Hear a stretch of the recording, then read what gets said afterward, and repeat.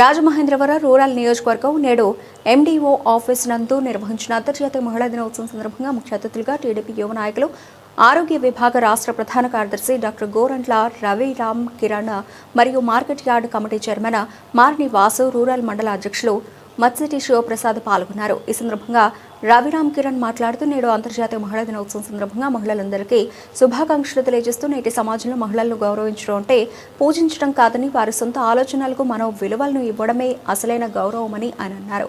కార్యక్రమంలో AMC director బిందు, ఉన్నతాధికారులు, అనధికారులు తదితరులు పాల్గొన్నారు. వాళ్ళకి ప్రత్యేక కూడు గుడ్డ అనే కార్యక్రమం పెట్టి వాళ్ళందరికీ కూడా పౌష్టికంగా వాళ్ళందరికీ ఎనీమియాలు ఉండేవి. సో ఆ విప్లవం తర్వాత ఆడవాళ్ళందరికీ కూడా ఆస్తిలో హక్కు, అది ఎంత ఇంపార్టెంట్ విషయం అంటే ఇవాళ మీ అందరికీ తెలుసు, ఆర్థికంగా ఇవాళ పిల్లలు లేకపోతే మనవలు అన్నిటికన్నా ముఖ్యం ఏంటంటే తల్లి ప్రేమ లేకపోతే అమ్మమ్మ నాన్నమ్మ ప్రేమ కన్నా మా నాన్నమ్మ ఏమిచ్చింది, మా అమ్మమ్మ ఏమిచ్చింది అనే కదా ఇవాళ అంత పరిస్థితి ఎలా ఉంది. అందరూ కమర్షియల్గా తయారు.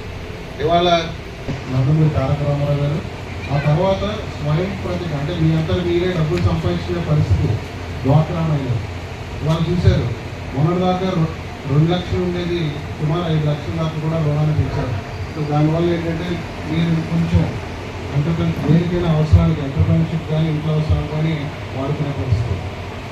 మరీ ముఖ్యంగా తల్లికి వందనం ద్వారా 67 లక్షల మంది తల్లులకు మాతృమూర్తికి డైరెక్ట్గా వారి అకౌంట్లో పిల్లల చదువులకి 10,000 చొప్పున ఇవాళ కూటమి ప్రభుత్వం ఫ్రీ బస్ అనేది సూపర్ 6 పథకం ద్వారా మహిళామూర్తులందరికీ మన రాష్ట్రంలో ప్రయాణం చేసి వాళ్ళు చేయాల్సిన పరిస్థితి.